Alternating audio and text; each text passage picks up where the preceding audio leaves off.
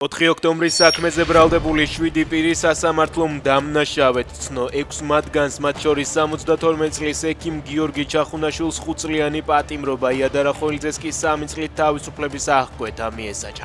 განაჩენი მოსამართლე გიორგი გელაშვილმა გამოაცხადა. იადარა ხოლიძეზე ქვეყნის მასშტაბით ძებნა გამოცხადა და ის პროცესს არ დასწრებია. ამ აქციაზე ვასრულებდი პროფესიულ მოვალეობას, ხელში მეჭირა წყალი და ფიზიოლოგიური ხსნარი, თქვა სასამართლო პროცესზე ექიმმა გიორგი ჩახუნაშვილმა. ერთ-ერთმა მსჯავრდებულმა ზაქრო ალბუთაშვილმა შიმშილობა გამოაცხადა. იქამდე ვიდრე ელენე ხოშტარია არ გათავისუფლდება.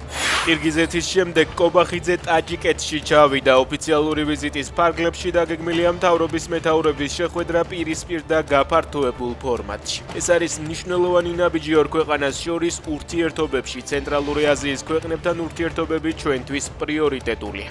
ასე შეაფასა ბოჭორიშვილმა კობახიძის ვიზიტი. მთავრობა გასტრონომიის ეროვნულ სააგენტოს ქმნის. დადგენილებას ხელი კობახიძემ გუშინ მოაწერა. სააგენტო გარემოს დაცვისა და სოფლის მეურნეობის სამინისტროს დაქვემდებარებაში იქნება.